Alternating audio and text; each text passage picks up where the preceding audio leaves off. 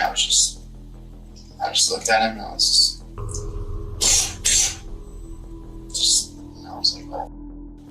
I saw his face when the first bullet hit him. This is James Matthew Neal II, a wannabe gangster, reenacting the chilling final moments of his harrowing crime that tragically ended Michael David Lohmeier's life. On November 4th, 2023, Michael was found in a pool of blood, fatally shot inside his parked car in Lone Tree, Colorado. As the investigation unfolded, detectives learned that what seemed like a random act was linked to something far darker. I wanted to be a gang member for a long time.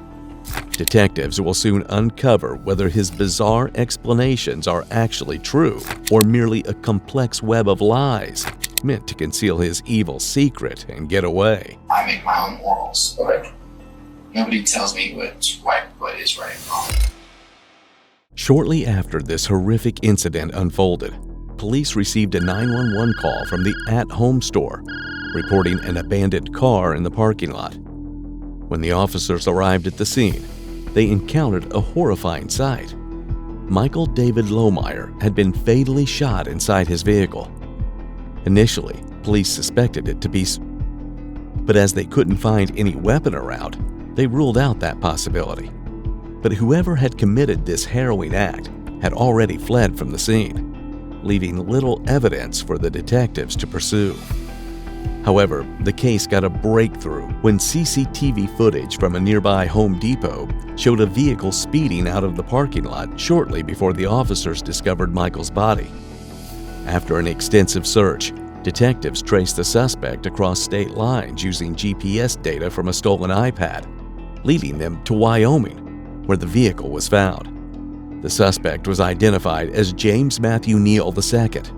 On November 26, 2023, Wyoming troopers arrested him following a high-speed chase after GPS data linked him to the murder, and they took him into custody for questioning. So we would love to hear your side of the story, and we will give you all the opportunity in the world to talk to and listen. Or you can tell us no thank you. And if that moment ever comes up, you do want to talk to us about what happened and get that off your chest, we're here for you. 4-hour drive, but we're here for you. You know what I mean? So what do you think? I need some kind of psychiatric help. Okay.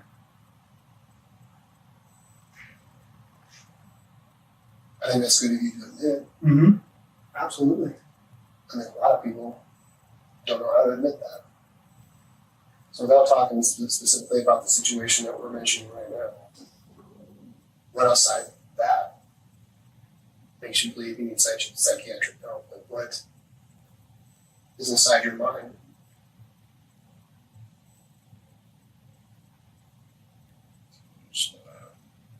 Voices telling me to do things, trick me. Okay.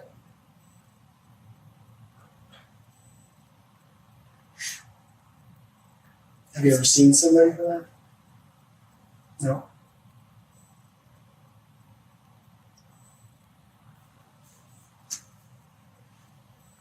How long has that been happening? Since I was 14. What grade were you in 14? Is that 7th or 8th grade? Okay. Can I tell you something I know?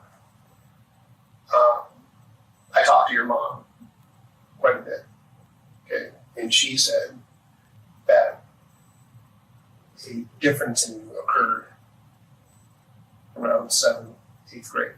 That kind of correlates.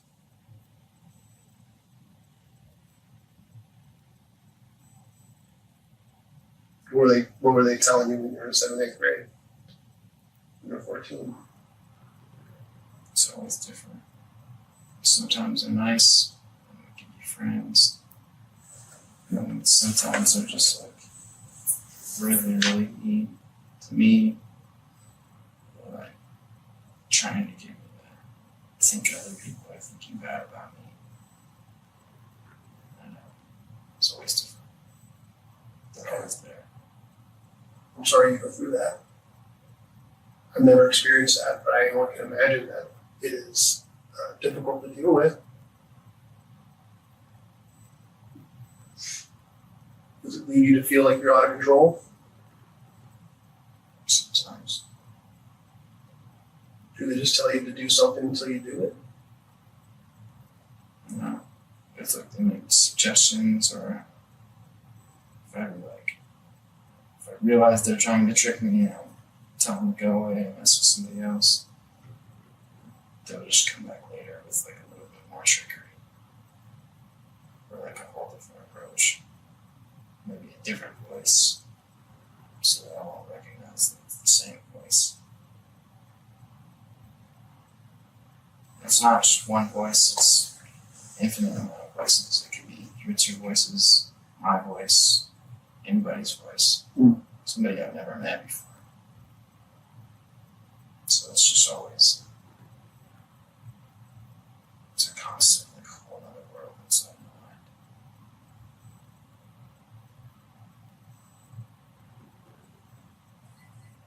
I think that's difficult. So when you're 14, like how they start, what were the voices saying? At first, they're like nice, like just wanting to get to know me.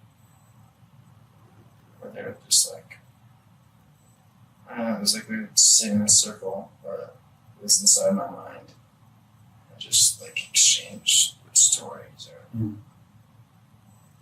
but your mind is kind of like watching a movie, so really just like exchanging video clips. So that Movies in your mind. It's weird. It is cool at first, until it's not cool. sometimes a video clip gets weird. Yeah, it could be anything.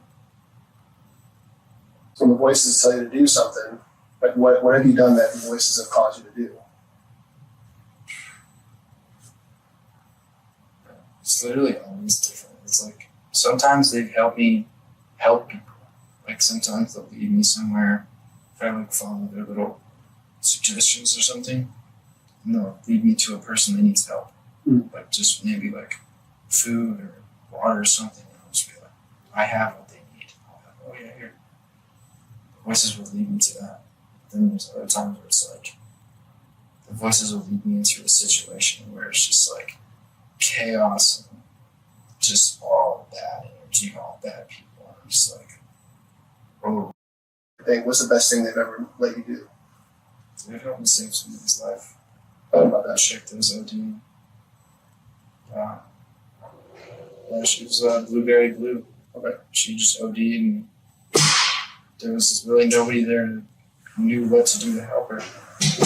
And I knew CPR, so my mom made me learn it. That's just good.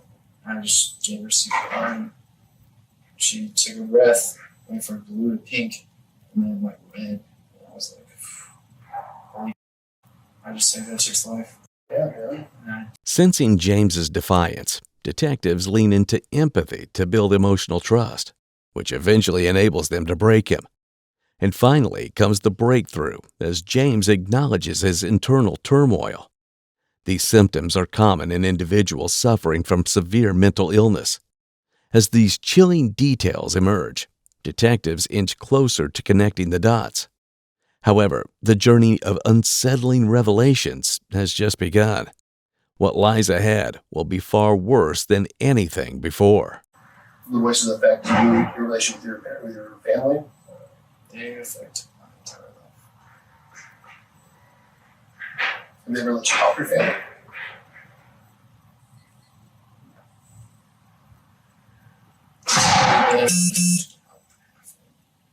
My family's always kind of been better off than I am.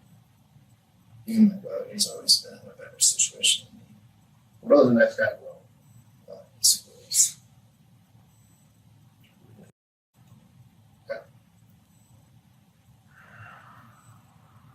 I'd like an opportunity to hear your story about what happened in Lone Tree and what the voices may have made you do. So there's context. So there's your part of the story that we get to here. That's like a long story. I was out for a lot of days. Mixed with the voices, mixed with the tweaking and the drugs, it gets literally insane. If I am here till 1 o'clock in the morning hearing your story, I'm here till 1 o'clock in the morning. You deserve to have your story told. You're the only one that can tell my story and why what happened in Lone Tree happened. The only one.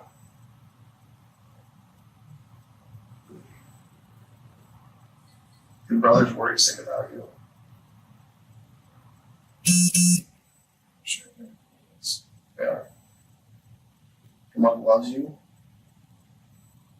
Despite how you think your guys' relationship is strained, she loves you. That's why.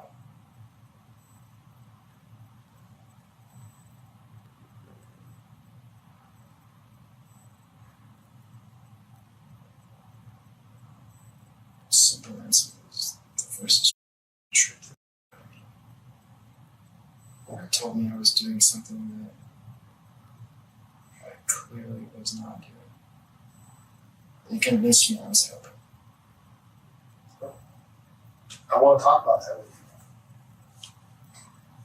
But before we get too deep in this story, it's your story, and it's very, very important. I have to redo your Miranda rights. Is that something I can do, and then we continue your story? If I could let you talk, I would, man. Legally, I have to do this.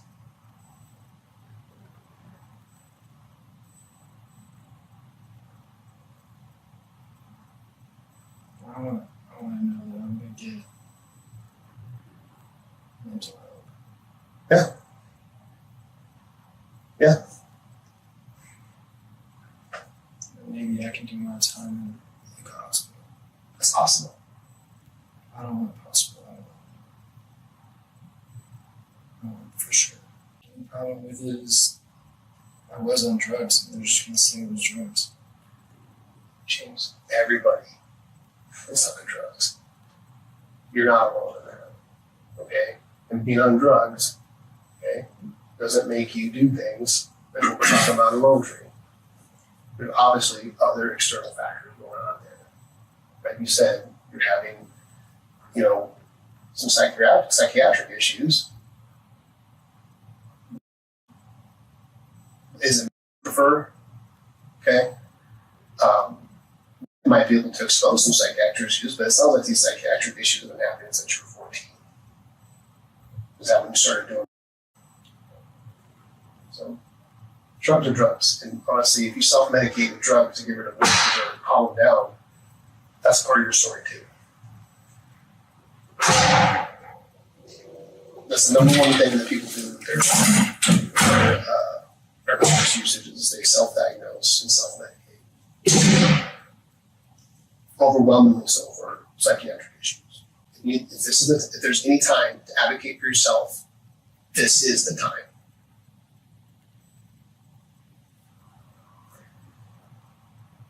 If we do the Miranda rights, we don't even have to talk about Lone Tree for a long time. We can talk about other stuff like the voices, what they've done. But no matter what, that's going to have to get done.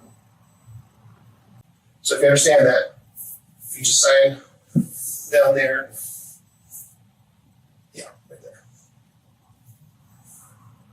That's all you have to do.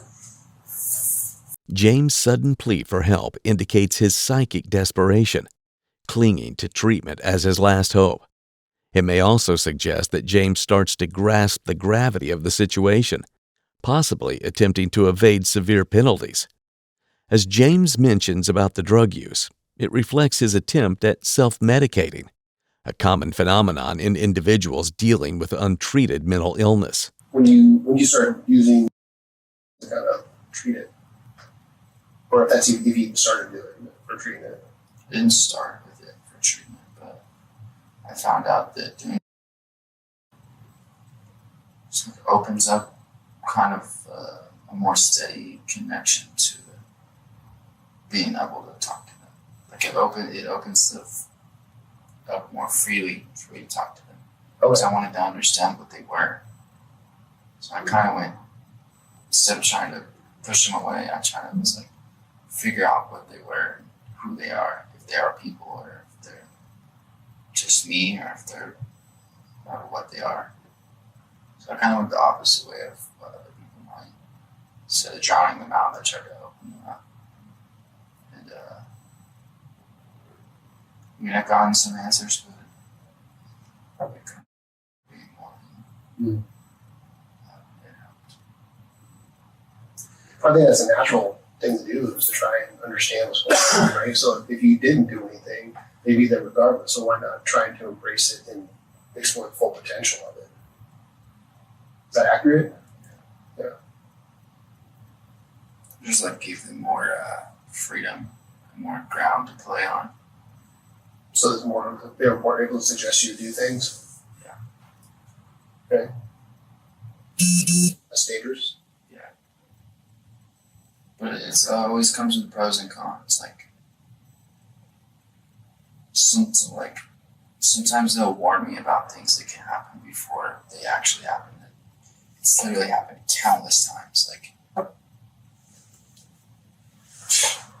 endless times where they've been like, for just example, like, hey, the police are coming for you right now. And I'll start up my car. There'll be 2 SWAT cars coming right behind me. I'm like they were right again. But then there'll be some times where, like, they're just being, like, trying to freak me out. And I'll be like, oh, they're coming for you right now. They're coming for you. And I'll just be like always on alert, like trying to get you paranoid. Yeah. But it's like a different feeling sometimes. It's like when they're right and they're like trying to warn me, it's like it hits deeper, like hey. So they care for you. Yeah, like they actually care. Like literally, like, so a couple hours before I got arrested, I was sitting in the parking lot. And I was like organizing the car I was in. And then there was like 2 trucks also there. They had pulled up after me and like, I don't know, I just felt kind of weird about them. But I was just like, every once in a while I'll peek over, see what they're doing.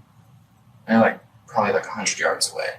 Like, felt like they were watching me, but I always feel like that when I'm tweaking. So kind of just like, oh well, if they are watching me. Then one of them pulled up on me. He was like, kind of looking in the car. He was in a truck, so he could see like everything I had. So I was like, I had my pipe out, my drugs out everywhere. I was like, Is he the one that called? I have no idea. I have no idea, but like after he had left, one of them told me, he was like, "Oh, that was all bad. You need to like get a move on. You need to start moving."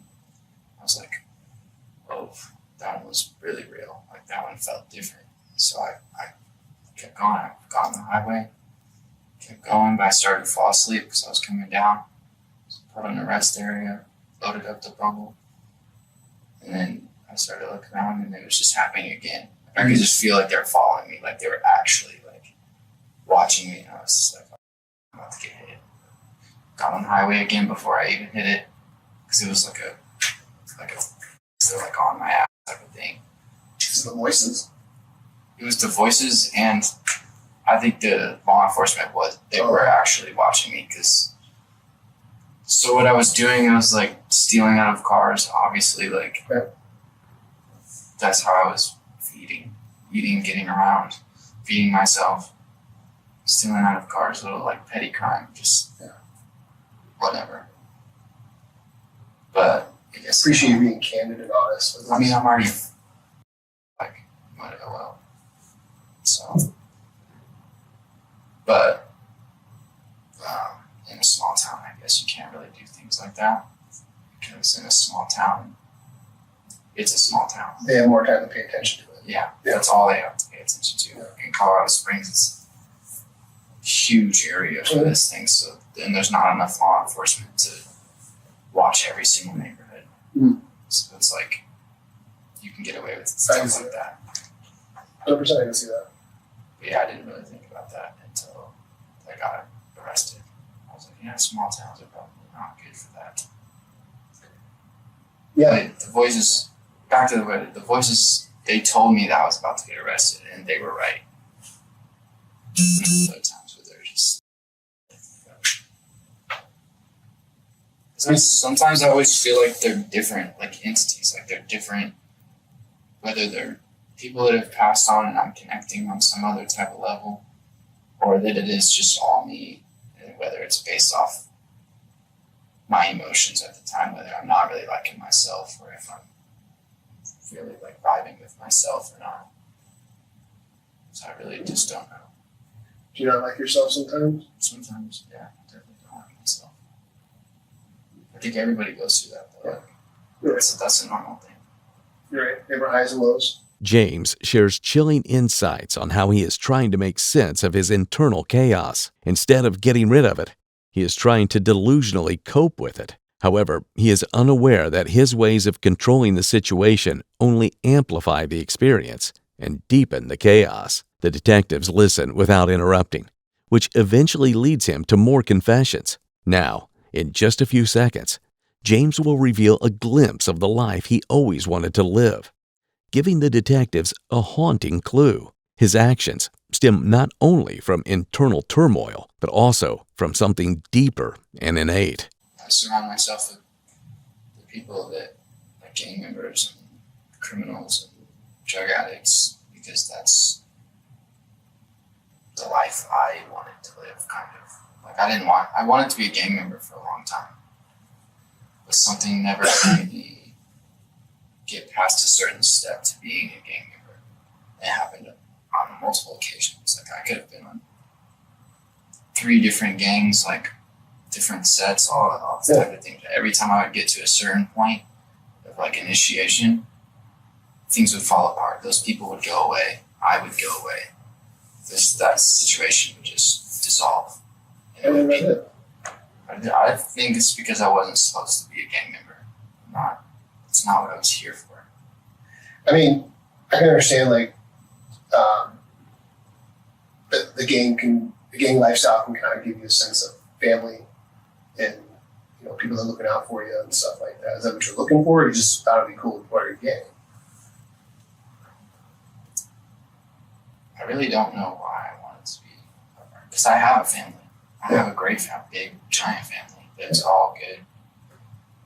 But I don't know, like, I'm not going to say none of my family is like criminals, because my dad's side of my family is pretty tough, but they're not.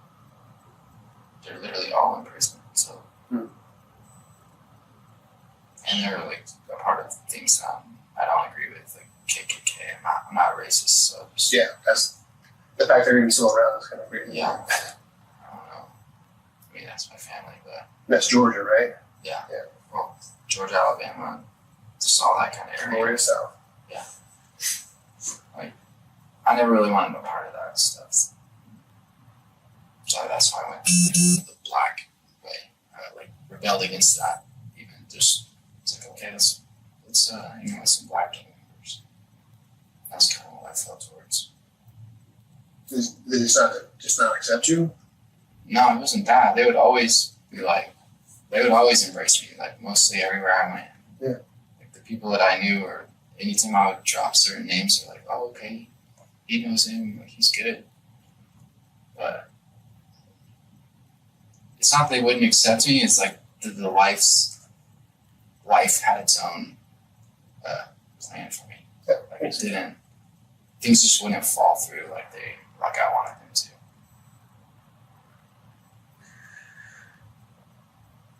In that area, at least. Sometimes there's a path laid out in front of us that we just don't see.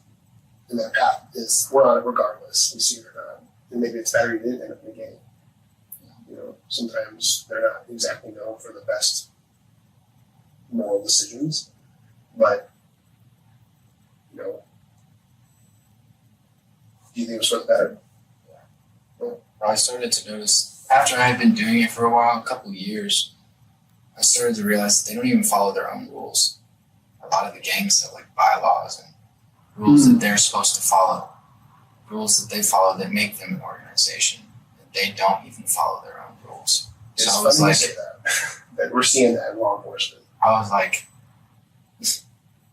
point. I can do way better on my own.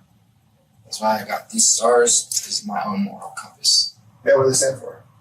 They stand for I make my own morals. Okay. Like, nobody tells me what's right, what is right and wrong. That's kind of what I rebelled against. I don't really care about breaking the law because a law is a rule that's been written by law enforcement or a government that says I can't do something. Well, What happened the particular day with the voices? Like what happened in Wall Street? that particular day, You can start wherever you want with this.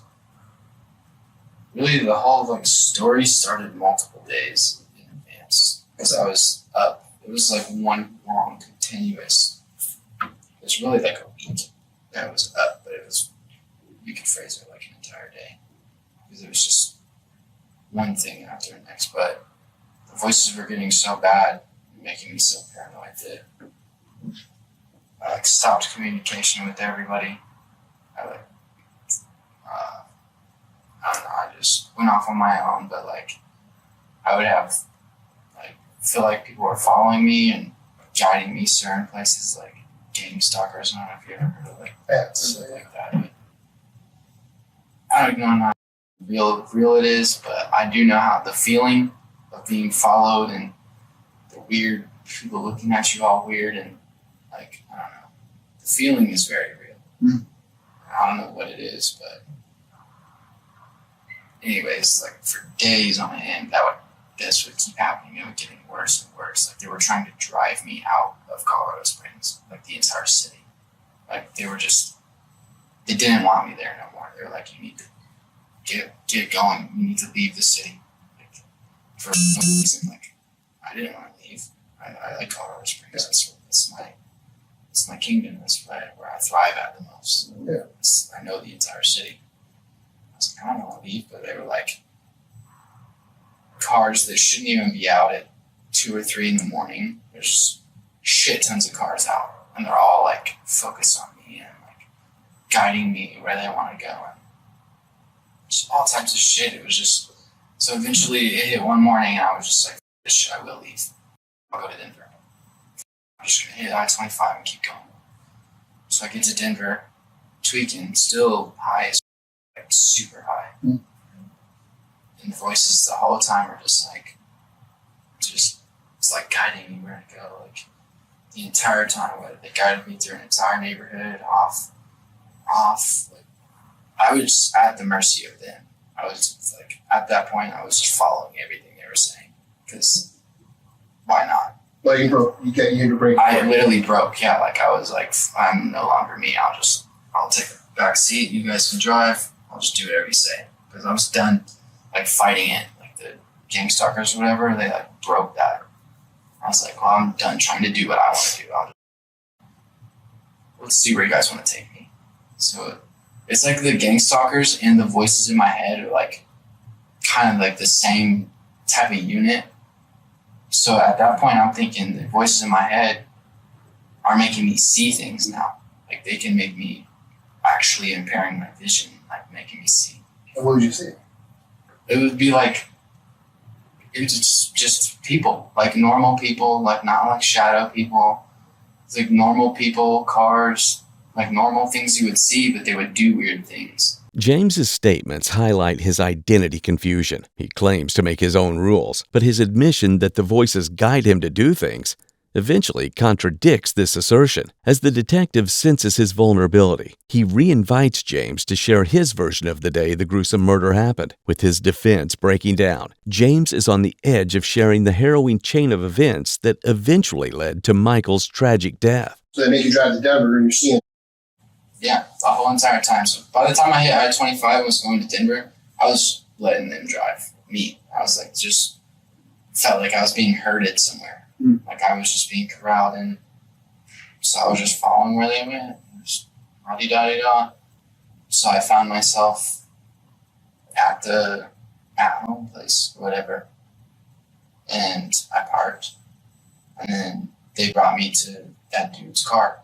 Never seen him. Don't know him at all. Never seen him. But then they were telling me that they were showing me that's the person I'm supposed to meet now. was like, okay, so I parked at kind of a spot where he really wasn't going to think anything weird of it, but I was watching him, and I was just like, okay, so what do I do now? Like, what's next? And like, it was weird because they would like guide me off of like they would like shine lights out of the mirrors and things. But I seen this dude shine a light out of his rearview mirror. I was like, okay, so he's definitely the guy I'm supposed to meet.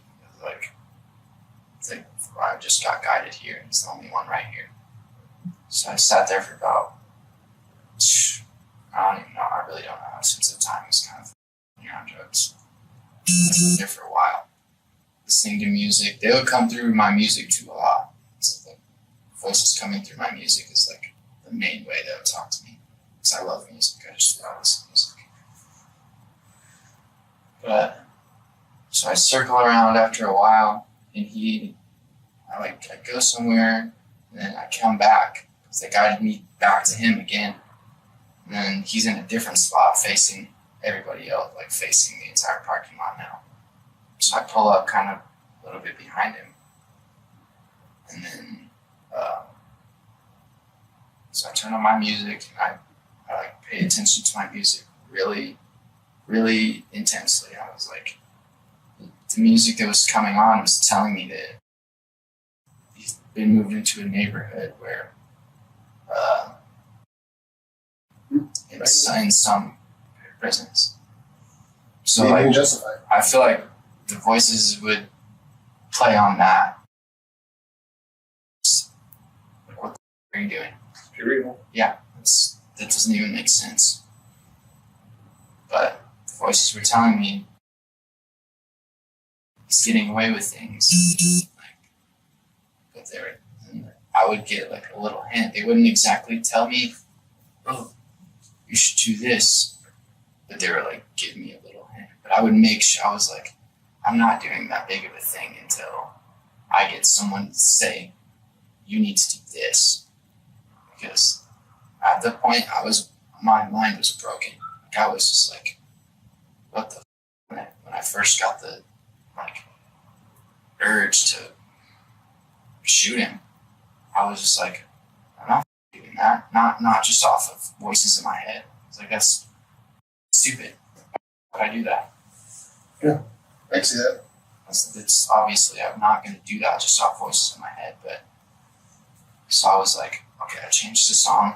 The next song that came on, telling me, away with it. You need to do something about it. But like, aside from all this, I'm looking around. I'm like, what has life brought me to this time? It's never brought me to anything this crazy. So I was sitting around and looking at everybody. I was like, okay, it makes me angry right now. It makes me angry. So now they're planning on, they're like attacking the way I feel, making me make an impulse decision is what I felt like. I was like cognizant when I was doing it, but following the voices is like still to this day. Obviously, it was the wrong thing to do. Like, there's no getting around that. Like, ending somebody's life is wrong no matter. But why would my voices tell me to do that? It's like, I don't know. Still, and then even after all this happens, weeks, days later, I started thinking about it. I'm like, I probably just did that to an innocent man. So my voices tricked me into doing something like that to an innocent person. I started asking I already told my friends about like what my problems were with my head. Like, yeah, you need to go like see somebody. You need to go get diagnosed with schizophrenia, whatever you need to get diagnosed with, because something is wrong. And I never got to it because at that point I had warrants and I couldn't go see a doctor. I don't know, I felt like the doctors would just be like, oh, he's here. And they would get me. I'm sorry you haven't been able to get that. As all the pivotal details finally unravel, detectives are able to fill in the gaps. By acknowledging James' pain, the detectives demonstrate emotional intelligence, a vital skill when dealing with suspects like him. James is just moments away from disclosing what really drove him to pull the trigger, the moment everything went wrong. Live in the truck, voices are telling you, and guiding you out of Carl Springs by the morning of the 4th. What you said. Yeah, I did leave in the morning. Okay. As soon as the sun came up, I left Colorado Springs. So we know that your truck left at home at 11:47. What were you doing before that? Yeah. Well, before that, yeah. before I left Colorado Springs, Yeah, you leave at sunrise. You're up I in was Denver like for an running hour, so. from the gang stalkers or whatever. I was trying to get away from them. Like, trying to just get somewhere where I could be alone with my thoughts for hours, maybe even like a full day. I was trying to do that. Okay. So I would run out of gas and be like, I'm trying to run me out of gas. So I would have to keep eyes on how much money I had at the time because I didn't have a lot. I'd be like, okay, I need to stop using gas. Eventually I would get to the point where I was like, I need to stop using gas. I need to stop. Whatever they're going to do, they're going to do. So I need to park and stop using gas. So I'm going to run out and be on foot. We're sitting in the parking lot. We try and drive around the parking lot a little bit. What time do you think you got into the at-home parking I lot? have no idea. I have no idea what time I got to Denver. Like, what time I was. I don't know what day it was, what time it was, anything. Some point. I know it was daytime. Okay. That's fair. So you see his car parked. You said it moved. How did it move? So he was faced. It's like when you go in to at home. If you go to like the far end of the parking lot, you look out towards a highway. There's a highway right there. Highway? He was looked out towards the highway Okay. when I first got there. And then when I left and came back, he was like in the same little area, but facing towards the cars in the parking lot. He was like just flipped around. So I went and parked by the highway, like way back behind him. Okay. So when you park behind him, you have the voices telling you, they're tricking you, telling you some things about him, right? Is that accurate? So do you get out of the truck and walk towards him, or do you drive the truck to him and then get out? I drove the truck towards him. I never got out of the truck. Okay. So everything happened from the truck. Okay. How did you manage that? So if he's parked here, you just kind of like Just pulled up next to him. from the driver's side this way or this way? Like how? I guess I'm saying like how were you pointing the gun at him? I think you guys had it on video. Huh? So you can't see. The truck is blocking a lot of view. Yeah, okay, so I pulled up next to him. I'm driving, he's sitting in his driver's seat right here. And I just rolled the bit out the passenger window. Okay. I had the gun sitting in the passenger seat to where he couldn't see it. Okay. At that time, I was like, once I had pulled up next to him, I knew what I was going to do. I was fully committed. I was just like, okay, this is what I'm going to do. I'm going to do this now.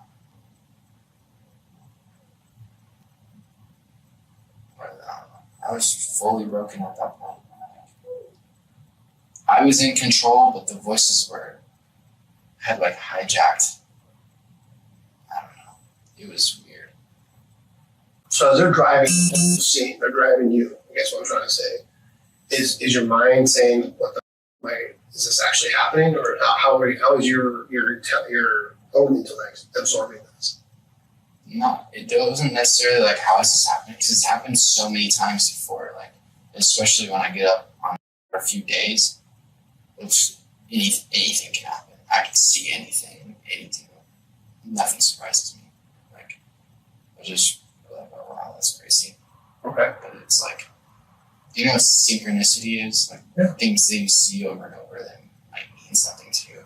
It's like that kind of just over and over and over again. Like that's what's following is like, it's like following synchronicity.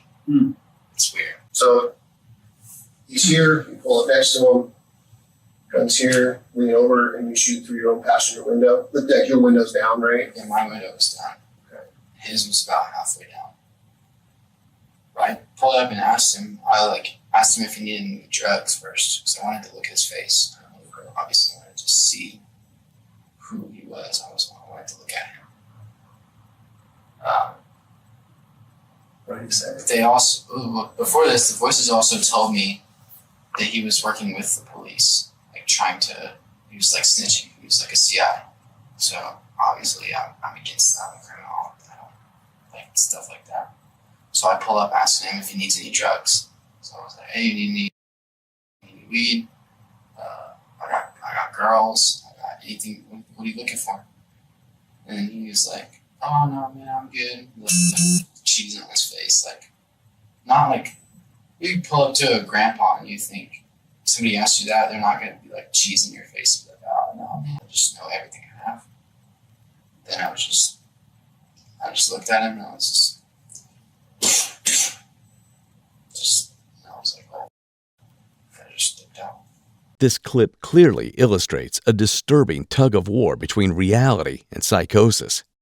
Additionally, James's response reflects signs of emotional detachment. Aware that his crime was captured on CCTV, the detective decides not to rely solely on that evidence, but instead focuses on James' narrative. His chilling reenactment of the crime shows his unbothered demeanor, as if all these things are a normalized part of his life. Do you know, so was he looking at you when you did it? Yeah. I saw his face when the first bullet hit him. When the first bullet hit him? I know that he got hit, in the face. I know I shot him in the face. Okay. But his face, after I shot him, was just, pure, what the f*** just happened? And then after I hit him with the second one, I ripped away and just zoomed out of there. The whole time I was at the mall, I didn't know where I was going. I don't know that area. I just pulled into somewhere where there was a lot of people, a lot of cars where I could just blend in. So I just sat there for a second. I was like, okay, maybe I'll just go into the mall, change my clothes real quick. The whole entire time I was in the mall, before I got into the mall, everyone was, these voices, everyone was telling me, kind of hyping me up, but telling me what to do. It was weird. I didn't like it personally. I was everyone should not know about this right now. What's happening? Why does everybody know? The voices were just overwhelming me. Just to where I was getting mad. I wanted to shut my mind off. So I would go outside by myself, smoke a cigarette. I was listen to a song that usually calms me down. I know. Inside the mall? Outside, just step outside. Then I would go back in. I was stuck at the mall, in a little mind trap for maybe 2 hours, I'd say. I don't know. It's hard to tell time, but it's about 2 hours, I'd say. About 2 hours, 2.5 hours. But the whole time I was there, I was stuck in a mind trap. People just talking to me, and I was just what the f***? The only person I didn't feel weird about was if you saw on the cameras or whatever, the dude that shined my shoes. Yeah, well, that was a weird interaction. It was weird as f***. But he was the only one that I didn't feel weird around. I was just oh, finally somebody I can We thought you knew him. No. You guys are Yeah, it's because we have that same kind of, hey, I'm from the same place as you. I see what you're saying. Yeah. That's why I walked up to him and even talked to him, because normally I'd be get away from me. Actually, you bought some supplement, right? Yeah, I bought some shoe. Where'd you go directly after you left at home? The mall. Well, yes and no. You did go to the mall, but you actually ended up inside. I circled around Best Buy. a different parking lot. Yeah. So I was looking for somewhere to go that was kind of just away from where I was. So I pulled into this parking lot and I circled around and I was no, I don't really like this area. So I pulled out again. I think that's when I went to the mall. Okay, yeah. Did you go anywhere before that parking lot? There's just a couple minutes on video that we don't have he's doing anything. You obviously ended up over at Best Never Buy. got out of the truck. Okay. I was just driving around. And then I ended up at the mall. What was your idea of the mall? What was going through your head? At the mall, Yeah. I couldn't think straight. I couldn't think clearly as the voices were like just pounding me. Like I was just like, oh my God. It was overwhelming. Like I couldn't function in any type of way. Probably being inside the mall didn't help at all. No, all the people around me, like it was just too much. I don't even know why I stayed there that long. They were like telling me to get new clothes. Like you need to get new clothes, get something nice. So I went in, I was gonna buy a pair of shoes. I looked at the shoes they were selling me and I was like, these are fake. Is that a shoe palace? Yeah. Yeah. Like I looked at the shoes and I was like, these are fake Jordans. This place is selling fake shoes. I knew they were fake. I looked at them and I was like, these are fake as hell. And I was like, I'm not buying these. So I walked out of there. But that's why I went there. I was going to get new shoes. So I went to that place and I was like, oh, they're selling fake shoes. Nice. What kind of handgun did you use? Glock 43. Glock 43? Is that the one you were trying to sell? I know this is a shitty situation, but how appreciative I am of you being honest and being forthcoming with information and doing what's right for your family and doing what's right for the other man. You are providing an unbelievable amount of closure.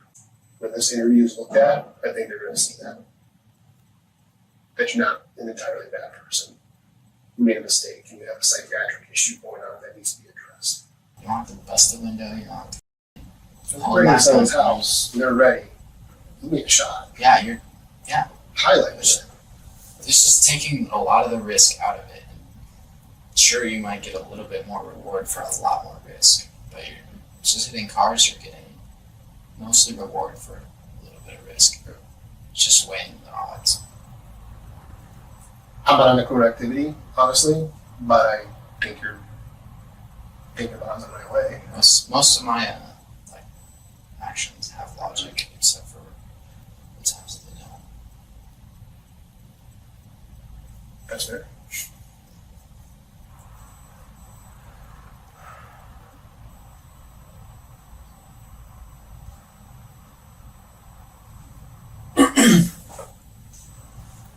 Dude, thank you. Like, genuinely. You didn't have to sit there and tell us what happened, but you did. And we appreciate that highly for it. And if we can help you get the treatment that you need, that's what we signed up to do. We signed up to hold people accountable for their actions, but we also signed up to help people. And if we can help you, that's what we're going to do. In October 2024, James Matthew Neal II was convicted of second-degree murder, unlawful possession of a weapon, and motor vehicle theft. James was given a total of 60 years in prison, to be served consecutively, 48 years for the murder charge, and an additional 12 years for the other two drug charges.